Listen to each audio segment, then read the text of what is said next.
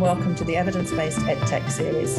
My name is Rose Luckin and I'm a professor with a background in educational technology and AI, working at University College London's Institute of Education.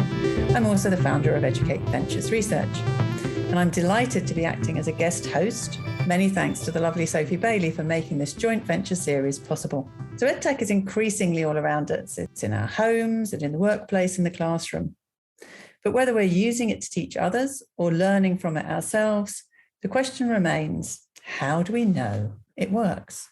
In this series, I want to connect leading expertise and opinion from worlds of EdTech, AI, research and education, and uncover how we build ethical learning tools for teaching and learning that are genuinely informed by the evidence, and provide educators, parents and learners with the information they need to help them make wise decisions about what EdTech they should buy and how they should apply that educational technology most beneficially. I want to ask how we can make good quality evidence about EdTech accessible and understandable for everyone. In today's episode, I want to examine the state of technology in schools, what evidence and impact looks like, and how we know if EdTech really does benefit teaching and learning. I'm delighted to say that I have an outstanding panel of guests here with me in our Zoom studio. Welcome to Tom Hooper, who's founder and CEO of Third Space Learning, to Neelam Parmar, who's Director of Digital Transformation and Education at AISL Harrow Schools, to Richard Culatta, author and CEO of ISTE, and to Katie Novak, strategist, writer and speaker at Smart Technologies. Thank you so much for joining me. With such a wealth of expertise in the room, let's get started with an initial question about how do we know EdTech works? Tom, I'd like to start with you, please. Third Space Learning has conducted research into online tutoring for years now. So please, can you tell us briefly what you see as EdTech's main potential in the world of education? And secondly, from your perspective as CEO of an EdTech company, how do you explore the extent to which the EdTech your company build is working for your customers?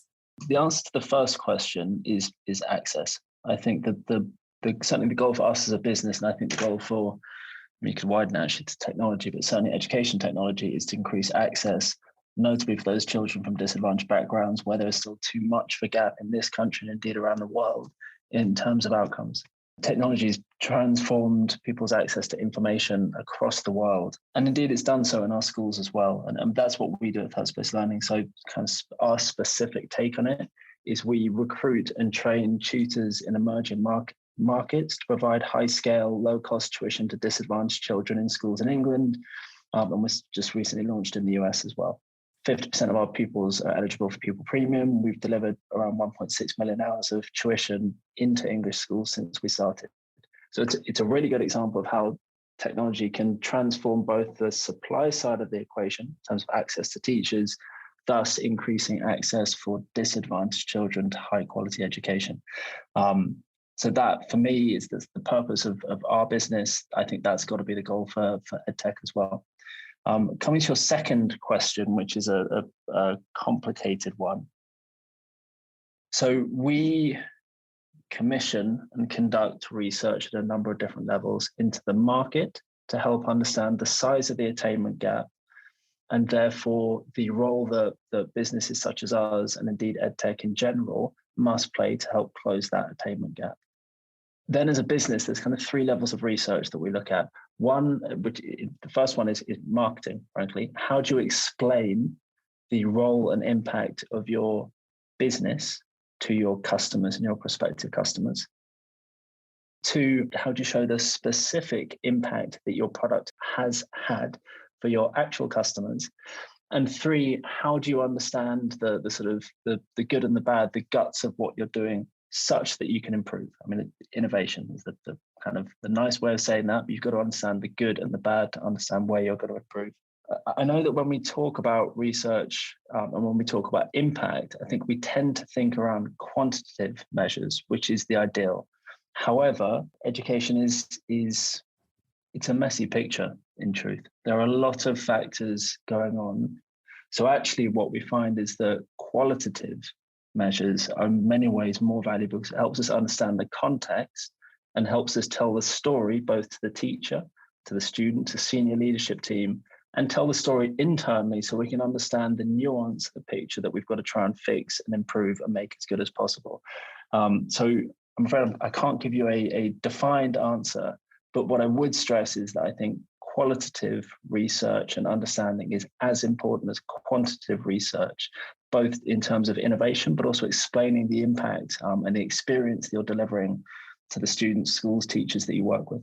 Thank you, Tom. And it's real music to my ears to hear you say the word context, because that qualitative picture around context is so important, isn't it? We know from decades of research that context is the major factor in whether a child learns or not. So it's really interesting to hear you saying that. And also the points you make about the research and the evidence being important internally for your product development, as well as externally for communicating to your customers, basically. Do you find either one of those things harder or easier than the other? Do you find your team receptive? We find that, so I certainly find as the CEO, that the team internally is far more demanding in terms of data and research, because they're tasked with the difficult job of delivering impact. We actually find that teachers are, it's not less demand, they're more understanding of the reality. So we are, for what we do, it's everything. It means the world to us. From the teacher's point of view, we are one intervention as a part of the whole week. So they understand that we're not going to deliver that 1 hour a week is a part of a bigger picture, and it's the bigger picture that the teacher's focused on. So they know that perhaps, should I say, they understand, for example, reasons why the child might not have attended, why the child might not be engaged. They understand additional remedial interventions that that child is receiving in addition to the one-to-one that we deliver. So they are far more understanding and indeed supportive, I actually find, in terms of what we do.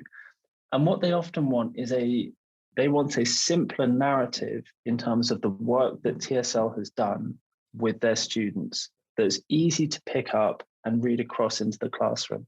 I think sometimes we've been guilty in the past of trying to come up with overly complicated reporting, where we assumed that teachers wanted really good quantitative data in terms of the impact.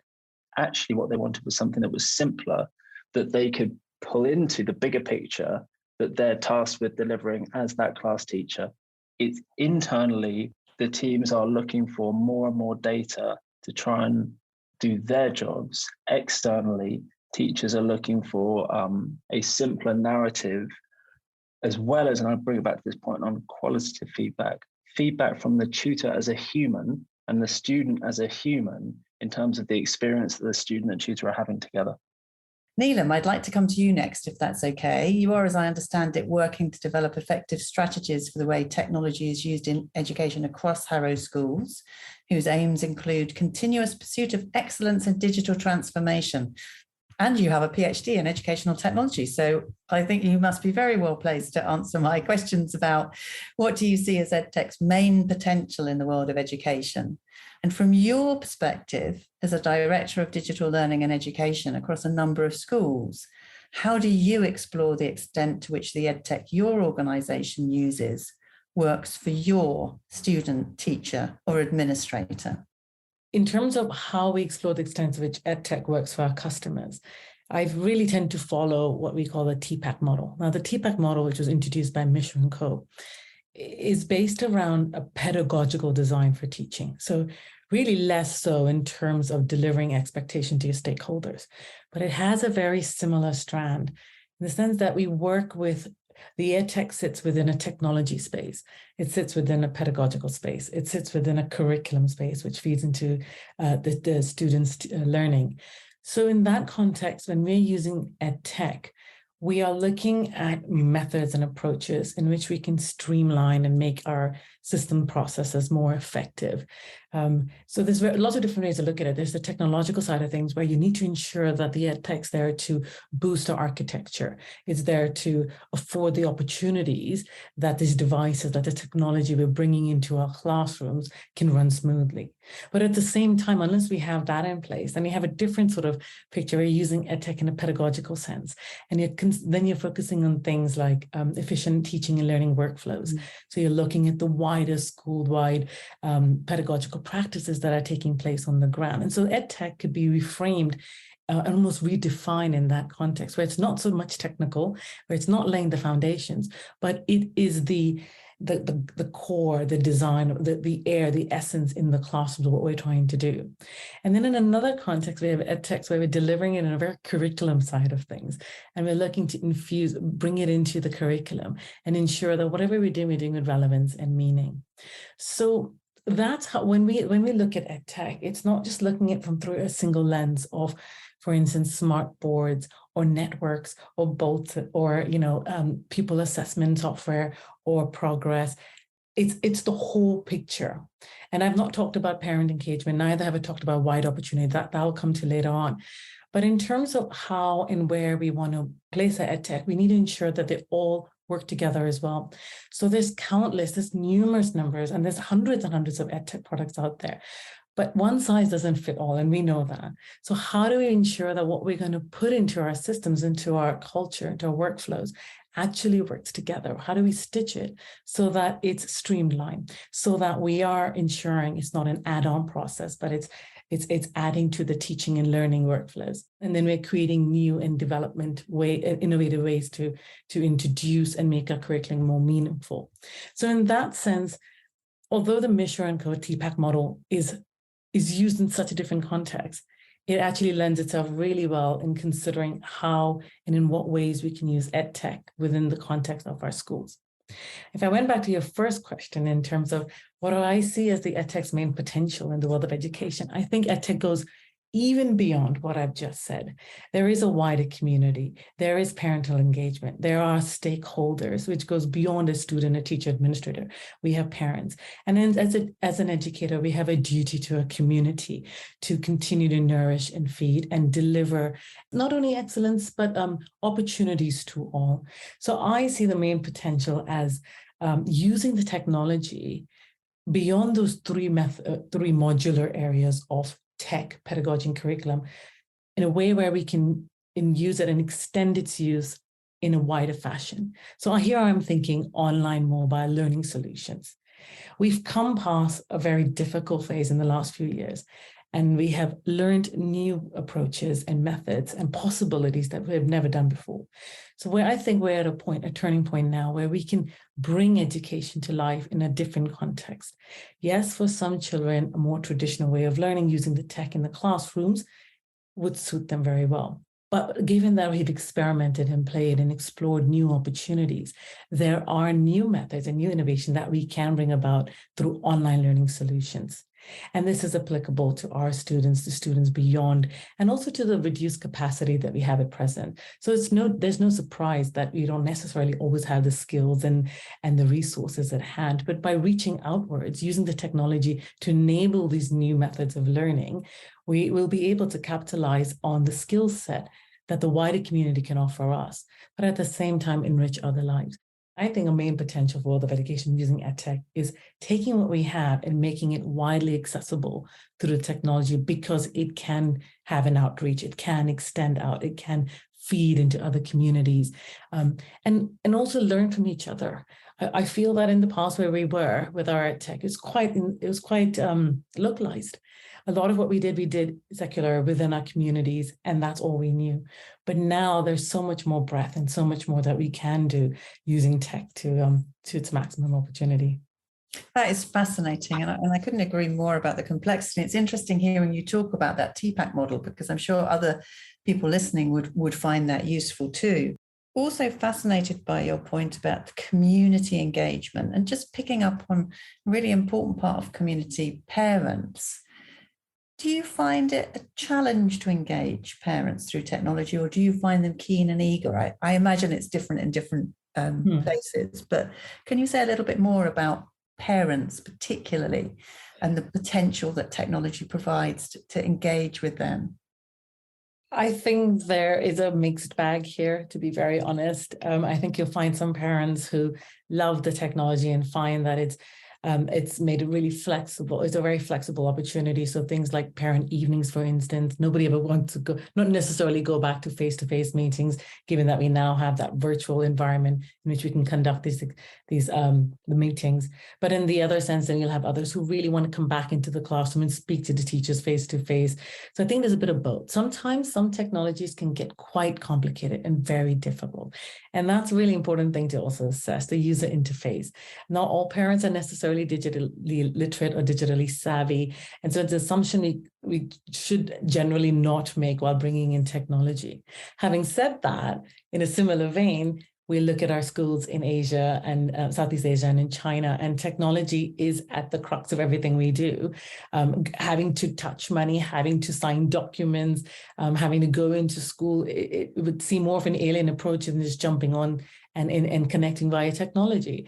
So I think there's a bit of both. It just depends on, I think, the culture, the schools, the setup, and also the educational background of parenting. I think parents on the whole are looking to be educated and want to know more about how their children, what are their children doing online? What are they learning in school? What are some of the things they can do to help provide and steer guidance for them? So there is a mixed bag, and it's quite important to just realize your clientele, where the school is and what context and how far advanced are they in using technology, because that will sort of rub off at home as well. Yeah. That makes so much sense. It's that word context again. So important, isn't it? Thank you so much, Neelam. Richard, I'd love to come to you next, please. The CEO of ISTE, which is obviously a big name in the industry, an international organization that's all about helping educators use technology to solve tough problems. How do you convince people around the world that they can solve tough problems with technology? And so with respect to that, what do you think EdTech's main potential for the world of education is?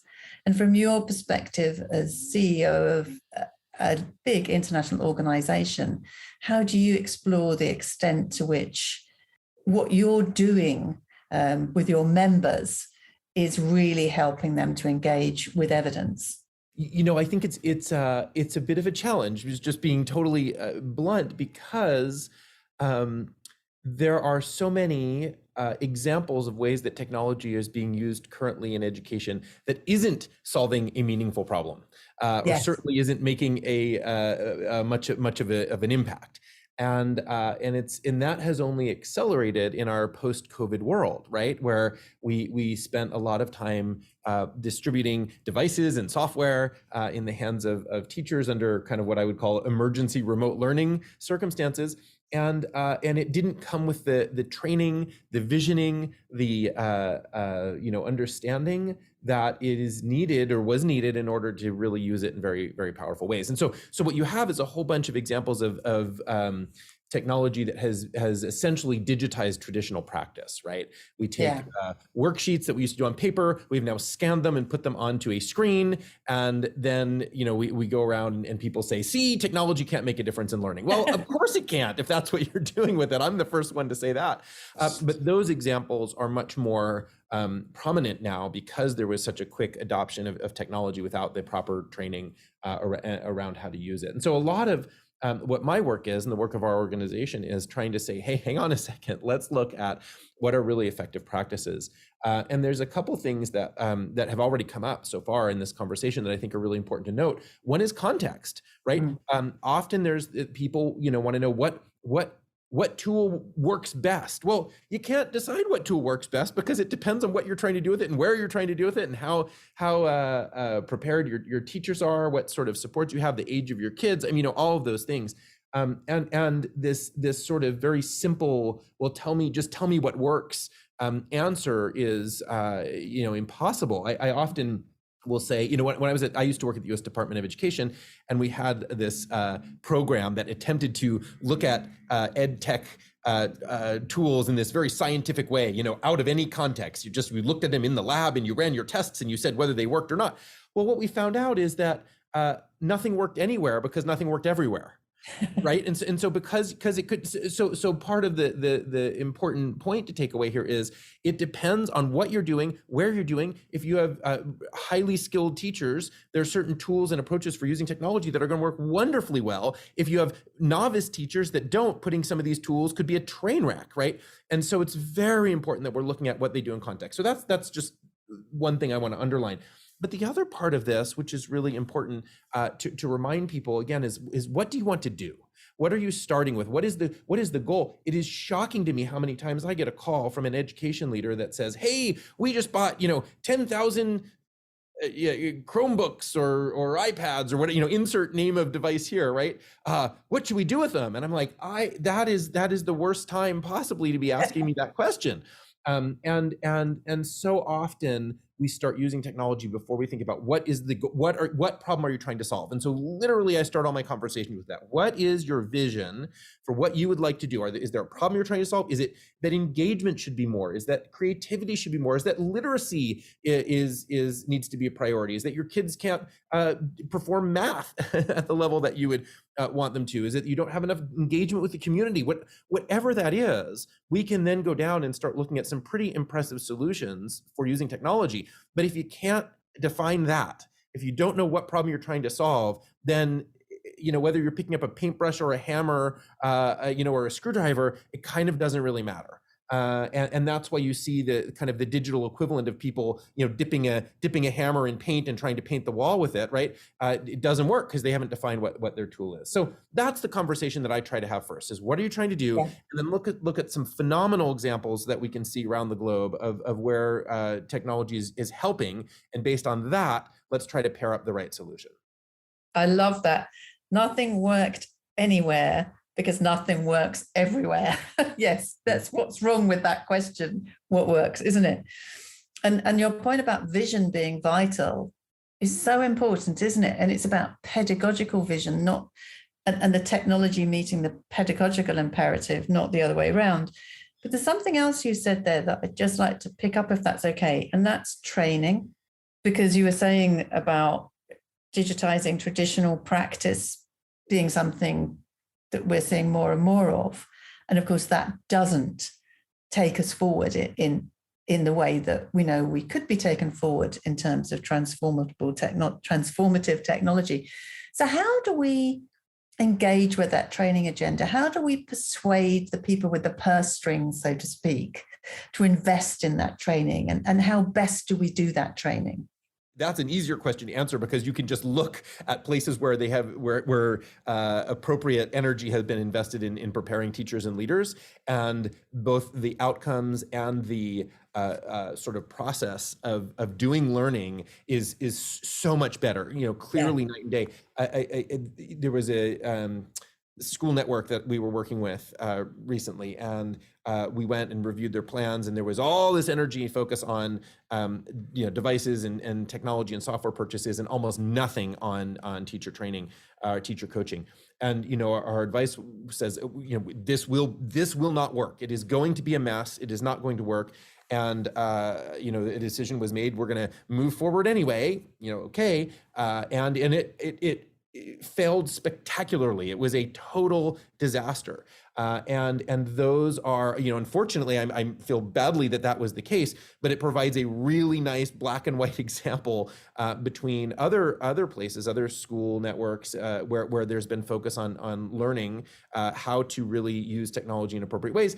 And you see some phenomenal results. It's probably, in all my time in education, clear results, clear evidence is hard. It's hard to find when you're dealing with people and how they're learning. It is one of the things that is completely consistent 100% of the time. It is the most obvious result. If you prepare teachers and train them well, the technology implementation and use will go very well, generally. If you don't, it will always be a disaster. And I truly can't think of one example that has not followed that. And so it seems so clear and so obvious.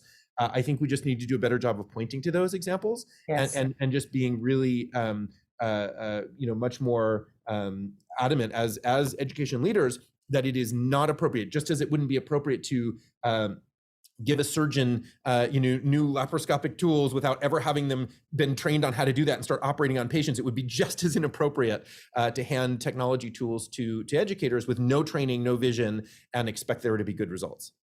Katie, I'd like to come to you now, please. And you're one of Smart Technology's strategists, driving the EdShift webinar series, I believe. So you explore the latest educational research and practice and lay out key findings in the context of real-world classrooms. So the same question to you, really.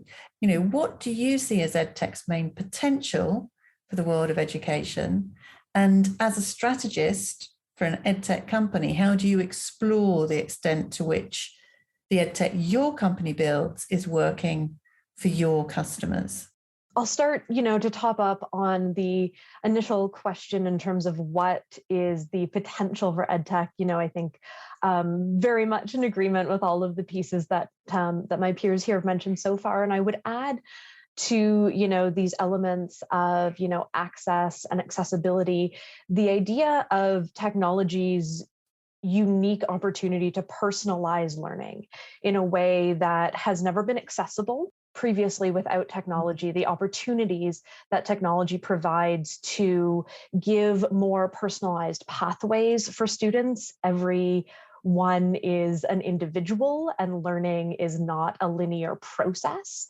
And to personalize at scale 50 years ago was much more difficult, if not impossible, than it is today with the tools that are available. So I think that idea of personalization is what I would add to some of the notes about access and accessibility that is part of what technology has and will allow us to do. So that really is a big element to it for me. In terms of looking at the impact, I think, yes, and we'll get into this a bit more, I think, in the evidence question as well, because it's understanding impact and evidence is absolutely critical. And as we've all mentioned, it's incredibly complex. At SMART, we consistently, are doing research, whether that's across a variety of different schools and classrooms, or with, diving deep with one classroom in particular, to understand how and why teachers are using their technology, the ways that they're employing it. We're in a unique position because our technology doesn't do one thing. It isn't a single language learning app, for instance. It's something that can be used across age ranges, across subjects, whether it's interactive panels or the software that we create that students can interact with on their devices. It can do a lot of different things.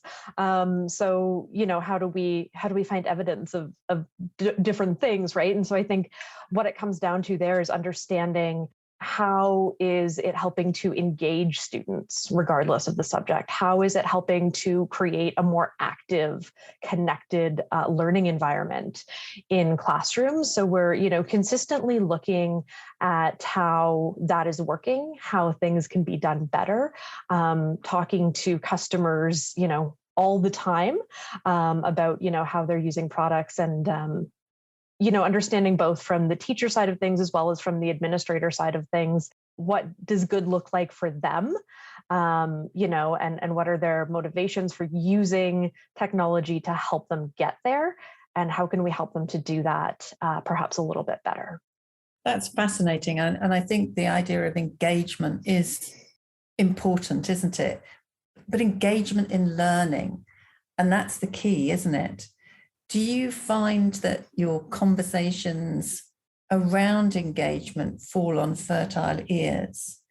Or do you find people see the term engagement as something that's too imprecise? Really interesting question. I think both of those things are true, depending on who you're talking to. And I think at the end of the day, when we look at the idea of engagement, again, it doesn't, necessarily mean one thing. So when we describe it as the idea of students being connected with their learning, we know through science that when people are connected with their learning, when people feel that their learning has context for them as an individual, regardless of what age they are, that they will learn, they remember better. Our brains will create pathways that help us remember things better. So I think that when, I generally try to look at engagement from a relatively scientific standpoint, actually, in terms of the neuroscience behind it, that when there is active, connected ways, when students are able to show their learning in different ways, those are when we see that students, are really a part of the learning. So it's about the type of engagement that isn't just, raising a hand or, completing a worksheet. It's really that depth of engagement that shows a level of connectivity to the content, to the curriculum, and to the entire classroom community, really, where we know that learning is going to be sticky. I really like that. I really like the way you framed that as learners feeling connected to their learning and that what they're being offered has context for them. That makes a lot of sense to me. And I want to come back and dig a bit deeper into evidence with you in just a moment. Smart Technologies is proud to sponsor this important episode. Smart's EdTech assessment tool provides a valuable way to get collaborative insights from stakeholders across your school, district, or trust. Benchmark yourself against a massive global database and see where you stand. Let these insights help you prioritize your actions for impactful EdTech and ICT planning and implementation. Visit www.smarttech.com/profile to get started with the EdTech assessment tool today. See where you stand and prioritize action for impact. The conversation with Richard about training just made me want to quickly ask you, Tom, when you were talking earlier about your team, do you find you need to help train your team up to engage with your research evidence, or does it grow naturally as your team progresses? I'm just intrigued. We talked about teacher training. I'm just wondering about training within your organization. And actually, I'm going to come back and ask Katie the same question, giving you a heads up more than I did for Tom. So I think that the challenge we've had that we're starting to get on top of is less about training for the team. And we do that, and they have been quick to take that up. It's more been about building the infrastructure that can operate. So really good quality data, and as well as technology as well. So even if you give people data, they can't actually do anything with it. I mean, it's still valuable, but slightly what's the point? If you don't have the right technology and data architecture where people can actually get into the data and run experiments and thereby innovate, then there's not that much action that can flow from that data. So the big investment we're making is in the as I said, the infrastructure within which the teams work. The teams themselves, yes, we do invest in that, but they're very capable and they're of that mindset already. That's less the problem, frankly, that we've got to solve. And it's really difficult because every enterprise company I know talks about data strategy and the importance of data. It's really difficult to get that right. Are you capturing the right data? Can you use that data properly? Can you, not to mention, this kind of comes back to that quote-unquote point, but what is the user experience from which you derive that data? And I'll give you a good example of this. So every student that does a tutoring program with TSL sits an initial diagnostic assessment and then sits weekly ongoing pre and post session quizzes to help us diagnose their learning gaps and track and report their progress and impact. That sounds great when I say it, but actually how many pupils actually sit that assessment? How engaged are they with that assessment? Are they distracted by their assessment? Are they clicking through that assessment? So there's a lot of factors that come into play in terms of technology, user experience, data architecture, which are far more impactful than the training the team. So that's the bigger picture that we focus on. Yes, we do train the team. That's sort of lower down the list of priorities, and they are. Hopefully, they'll be listening to this at some point. Very capable teams. I don't worry about that too much. That's really interesting, and Tom, I would suggest that actually a large part of that might be because you have a culture that encourages that kind of approach to research and evidence. And obviously you as the leader of the company have a big impact on that, which is clearly very positive. But back to Katie, I gave you a bit of heads up that I was going to ask you that same question about internal training, but I'd also like to pick up with you a bit more on what good evidence looks like. I'm very struck by the breadth of issues that you explore in your EdShift podcast, from identity, equity, accessibility. So the notion of what good evidence looks like when you're dealing with such a complexity of possibilities is quite a tough one, I think. So 2 questions for you, both quite difficult, I think.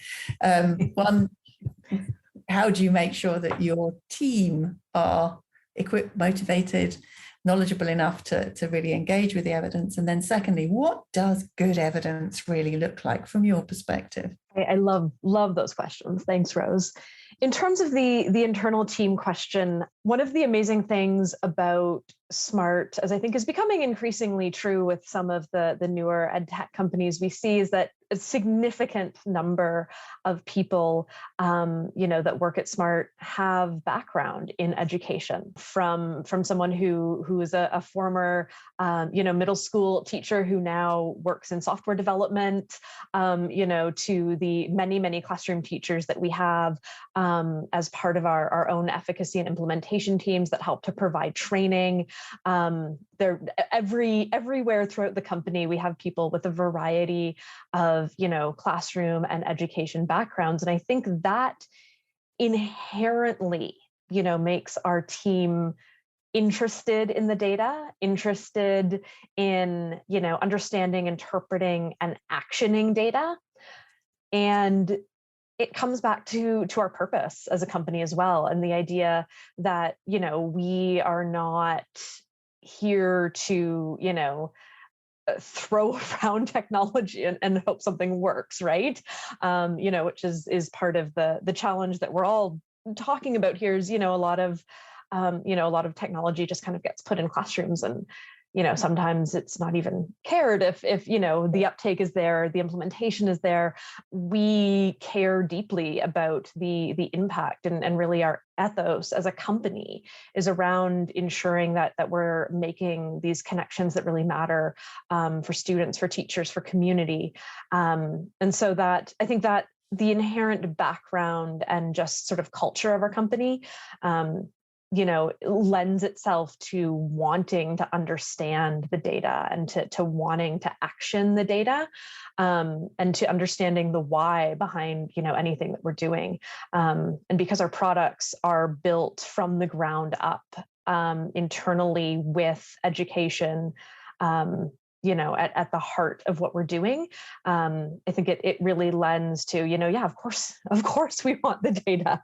Of course we want to understand how and why, and the impact. It's critical. In terms of what good evidence looks like, I think the point that Tom made about quantitative versus qualitative earlier, is super interesting and super important.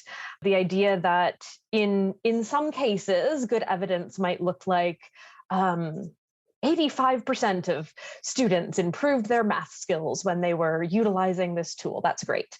Sometimes that might be what good evidence is. In other cases, good evidence might be on a more qualitative input. The good evidence might be the idea that, more students completed, a final project in a way that was really interesting for them.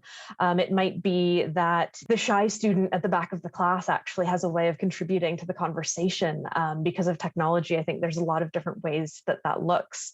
And one of the projects that I'm lucky to work on at SMART is what we call our EdTech assessment tool, which is essentially a global database that kind of works both on a macro and a micro level.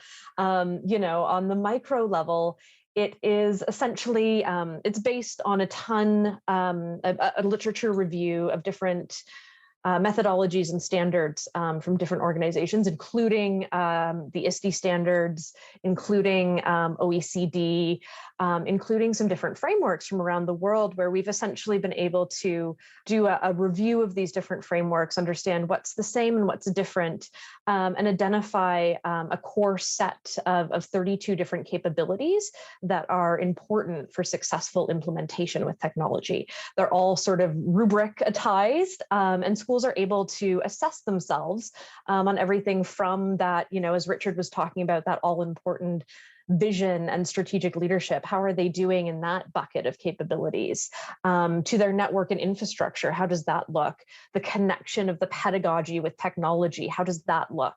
As Neelam was speaking to, the importance of engagement with different stakeholders, including students themselves, including the educators, including parents and the broader community. So schools are able to go in and assess themselves against these different capabilities. They're able to understand and even look at what the differences are in a school that has a lot of different departments, has different grade levels. What does the arts department versus the maths department versus the executive of the trust? What do they all think things are going? Where do they all think they fall on the different rubrics for each of these different places? And so, imagine being able to sit at a school, at a leadership team meeting with all of your department heads and say, our colleagues in the math department really don't think that they're doing so well they don't feel good about their professional development. They don't think that that's going very well, and we're able to compare all of these levels of development against the outcomes that the school is experiencing, and not just academic outcomes, that's part of it, of course, but also, teacher retention, the effectiveness of learning with technology, a lot of different ways of measuring those outcomes.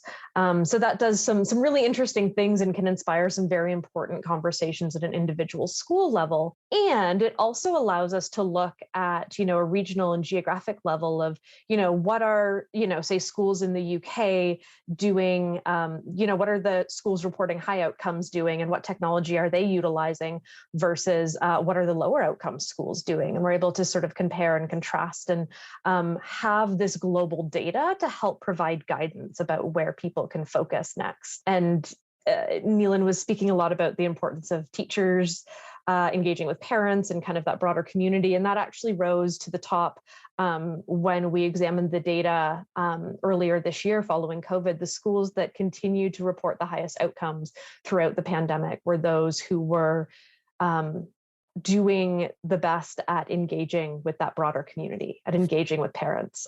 Those were the schools that continued to see high outcomes across the globe when we look at that data. So it's a very interesting opportunity to contrast and see how things are going and what are those different areas of development, whether it's professional development, community engagement, what matters most. Thank you, Katie. That sounds fascinating. And actually, you've led beautifully into the question I was going to come to Neelam next, because as Katie's just been saying, you're working with teachers. And so in your position, how do you engage teachers with the evidence, and what does good evidence look like for them? Katie has alluded to the qualitative as well as the quantitative point made first by Tom, and Tom was saying that this kind of strong narrative can be very powerful with teachers. From your perspective, Neelam, as working with a lot of educators, what does good evidence look like for them? Well, it's very challenging to work with educators, particularly in very busy schools. I guess I'm in a slightly different situation because I sit at group level. And so we have in place a very strong structure. Obviously, in the past, I've worked in schools where I was working with educators on a one-to-one, so I can reflect on that.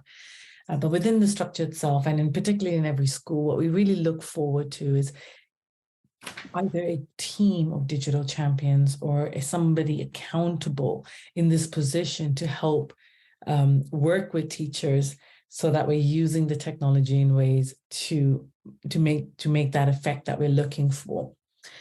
So in terms of what would look like good evidence to us, it's it's a bit of everything. It's what Tom said. We, as teachers, and I say we because, again, I was part of it, we just need a simple narrative, because there's so many different influences that are taking place in a child's life. And it's not necessarily academic. It could be from a pastoral side of things. It could be from a health and safety. It could be that the child is not having a good day. It could be that they're really interested in the topic of study that they're doing at that moment. So all we are really looking for is a simple narrative and an intervention which we could then make a bigger picture. We could co-construct that story we need to tell based on this child's abilities. But if you think about what we've got now in the market in terms of the EdTech products, we have a lot of products that will offer us also quantitative data. And that very simple applications like Insight, for instance, in Teams, but slightly more sophisticated ones like Century Tech or Pupil Voice, Pupil Progress, etc., where you're able to then throw in these interventions in subject-based application.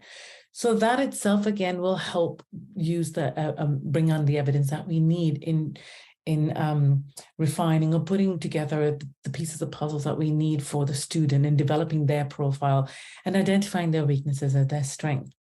But I think ultimately the most important thing in considering how the evidence is what is looking from our perspective is when it makes that change, it makes that impact, it makes that change in behavior that we're looking for in whatever way you're looking at. So for instance, again, if you look at this, I'm going to take us back to that TPAC model. If you're looking at it from a technology side of thing, if you've brought in that EdTech and we're looking at that evidence bank, we want to see from a very operational side of things, has it saved costs in our school, for instance, right?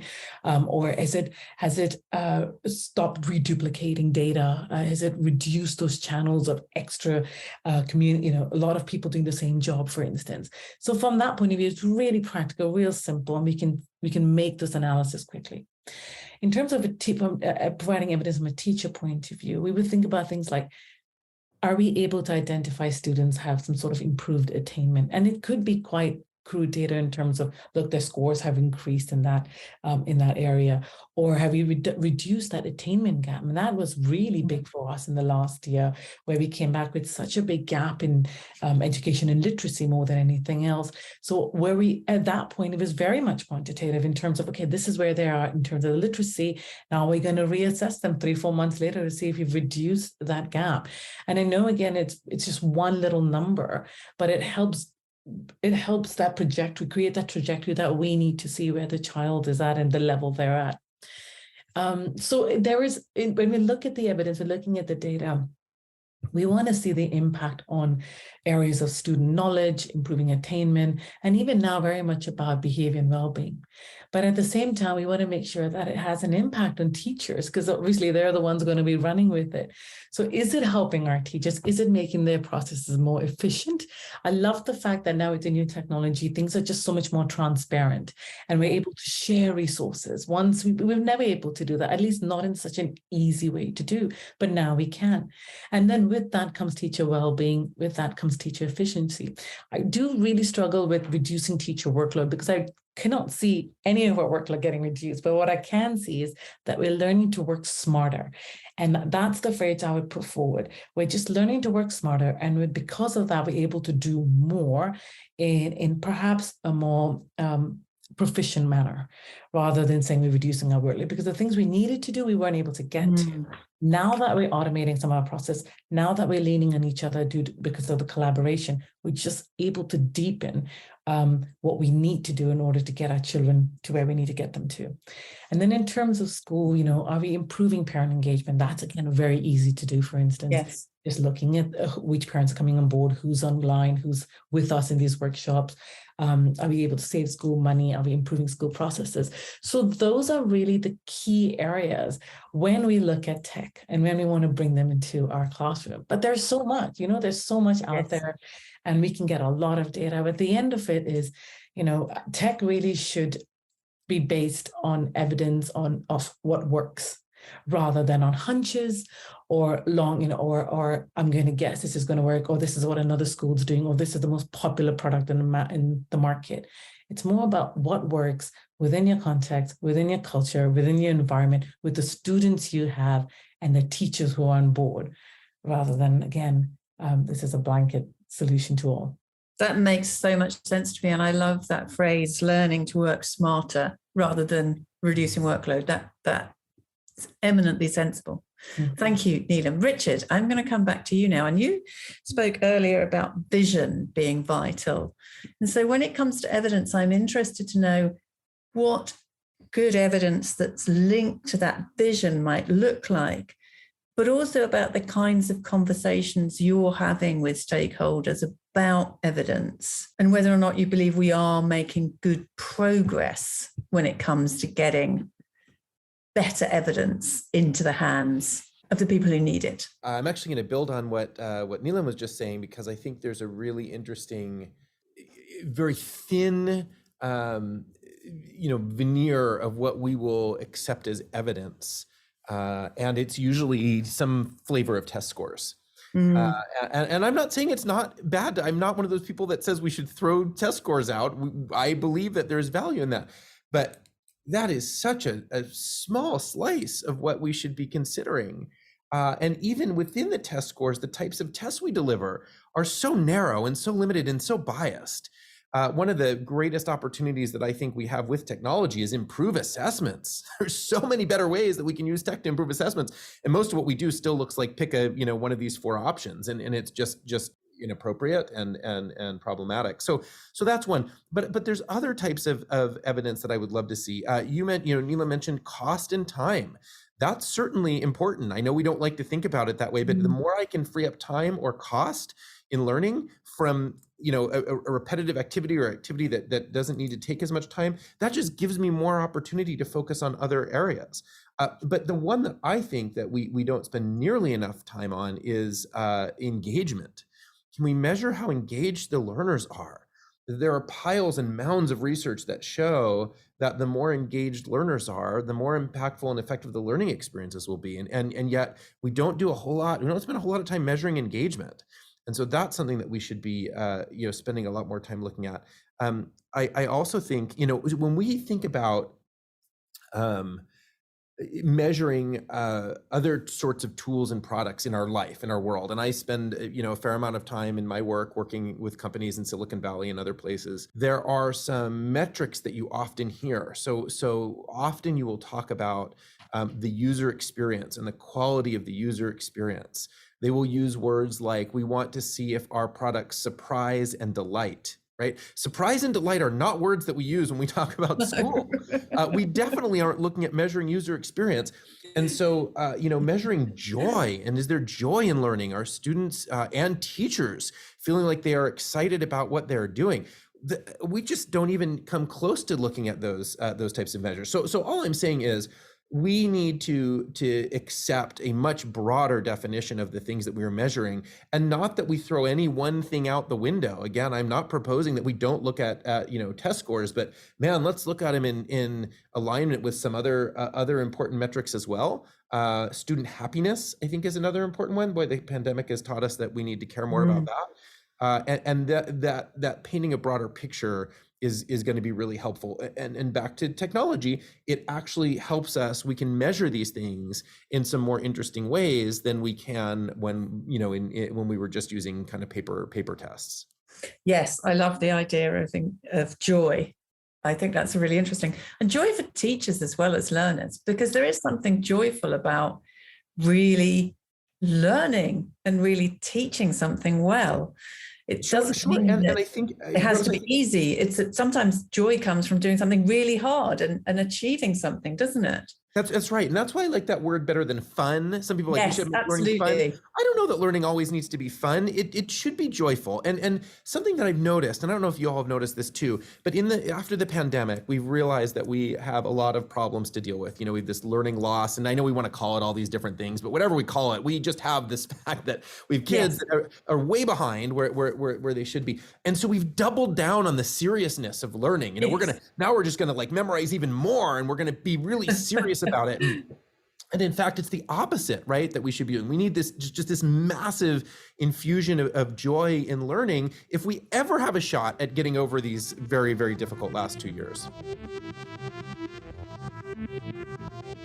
This episode in our collaboration with the Edtech Podcast would not be possible without the generous support of Smart Technologies. who have provided over 3.5 million smart displays to over 60 million teachers, students, and leaders around the world for over 35 years. Their technology and support has won numerous awards all over the world, and their digital learning tool, Lumio, an intuitive web-based software, has been recognized as the top collaboration solution by teachers, allowing for the creation of engaging lessons taken face-to-face, remotely, and in students' own time.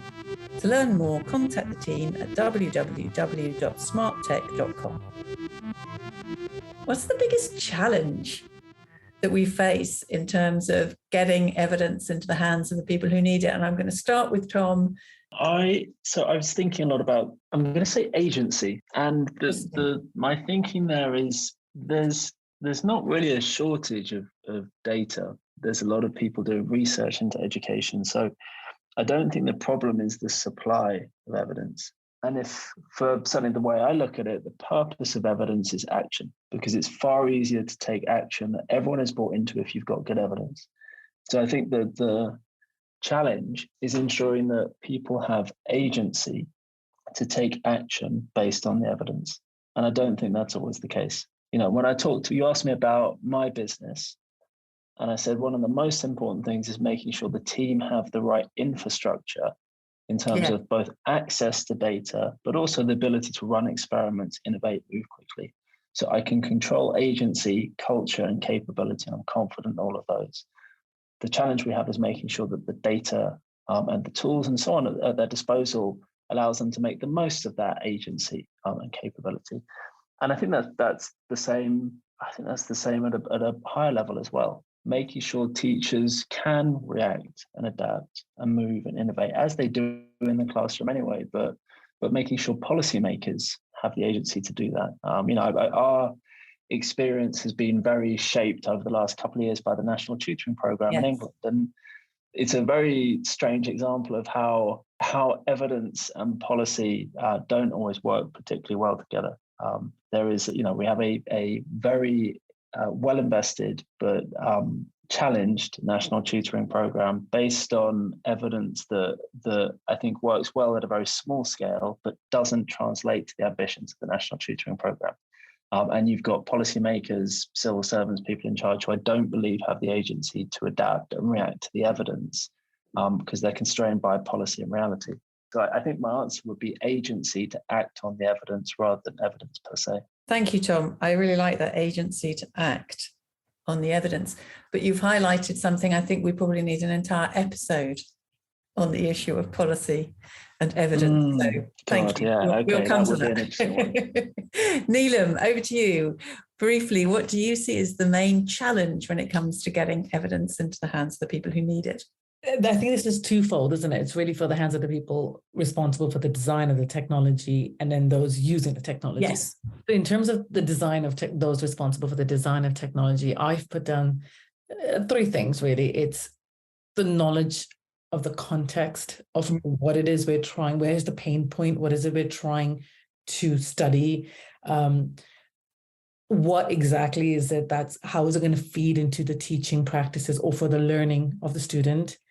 And I also put time, because even though we get time, and I know that there is, a lot of, for instance, organizations, companies who are willing to give schools time to do the trials. That period of time they give 6 months, 6 weeks is not sufficient. It's not sufficient to know whether it can be embedded into practice, whether it's just an add-on. Is it going to be fluid? Is it something that we need? Have we changed our entire day and structure to make it work? So I would say time, and then I would say targeting the right participants as well. Sometimes not necessarily all schools have the participants that are that keen and interested in taking it on. So the people who are responsible for the design of technology, are they targeting the people who need to trial that product within that environment to yield the outcomes that they're looking for? So now if you flip the question, look into the hands of those using the technology, again, it's very similar. It's time because there's never enough time in a school day. True. And it's very difficult to lose any time in even trialing anything. And I can say it again now over and over again that even though we get 6 weeks, it's not enough. We move it up to 3 months. It's not enough. We move it up to 6 months because we just don't have the time to get the full picture. Following that would be interest. If something's not broken, why am I trying to fix it? How exactly is this tech going to evolve? How is it going to change my current practices? Why would I want to use this? So then the third, purpose. What's the purpose behind this? Is it a challenge? Is it a pain point? Is it because I have to do it because that's what everybody says you have to do, for instance? So it's really those three things that we put together at the time, interest, purpose, into the hands of those using technology. Because unless we can actually get past these challenges, which is possible, but it does put a lot of emphasis and heavy lifting on the teachers and the department who need to ensure that something comes out of this because they've put their hands up to trial the product in the environment. That's such an important point, I think. Yeah, absolutely. And I think purpose is key all round, isn't it? We have to make sure that we're driven by purpose. It's akin a little, I think, to what Richard was saying about vision. It's certainly speaking the same language, isn't it? Thank you, Neelam. Katie, to you, challenge. What do you see as the biggest challenge or challenges when it comes to getting evidence in the hands of people who need it? Yeah, I was definitely thinking similar along the lines of Neelam, in the importance of understanding kind of the why and the purpose first. I also think that when it comes to getting the right evidence from the right people, gathering input from stakeholders is critical and not always an easy thing to do. Students are stakeholders, teachers are stakeholders, parents are stakeholders. How do we understand the impact that the tech is having on all of those groups? And, how can all of that, input be kind of consolidated and fed back, I think is definitely one of the challenges, that I see, that we do, work to address with, with our EdTech assessment tool. But yeah, that idea of input from across the stakeholders, understanding the variety of thoughts and the variety of impact that something is having is definitely a significant challenge. Not an insurmountable one, but I think a significant challenge in terms of getting the right evidence about the right things. Yes, you're so right. I think engaging stakeholders for their input can be really tough, but really important too. We need to get better at doing that, don't we? Thank you, Katie. The word that comes to mind is alignment. I feel like the biggest challenge is the fact that we have a research agenda that is not aligned to the needs of educators and education leaders. We aren't starting by asking them what questions they want answered. We're not asking them to be engaged and involved in ways that they want to be engaged and involved, which is not just using their classrooms to collect data. And so I think that's one challenge. And then on the flip side, when we have evidence or results, we're not presenting it to teachers in ways that help them, in ways that are meaningful for them. It's written in language that is difficult for them or frankly anybody to understand. It doesn't give the practical examples to help with implementation. And so I feel like there's a lot of energy and money and time that's spent in doing research and data collection and education, but it misaligns in a way that it's like two groups of people talking two languages and neither is understanding and each is frustrated with the other. And so I think if we can spend a little more time understanding the needs of teachers and aligning the research agenda to those needs, and then when we have results, present them in ways that are very practical and implementable that actually can make a teacher's life better, that's when we know we will have hit it on the mark. Absolutely. Alignment, a key challenge for sure. On so many occasions in the past, I felt that, particularly as an academic, you read papers, you write papers, but so often they don't quite align with what's really needed by the people who are out there doing the teaching, doing the learning. So that absolutely rings true for me. All great answers. I'd love to go on having this discussion for a great deal longer because it's been fascinating and a very rich discussion. I'm sure people who listen to this podcast will get an enormous amount from listening to the wise words from my guests today.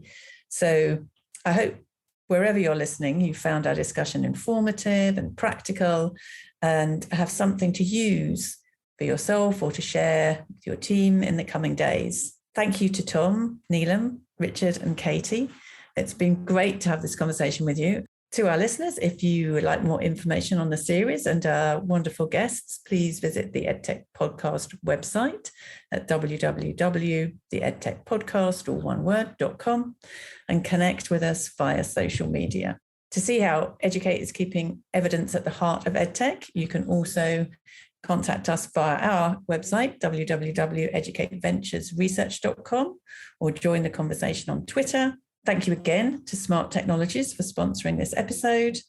And you can head on over to www.smarttech.com to see their award-winning products and software used by teachers all over the world.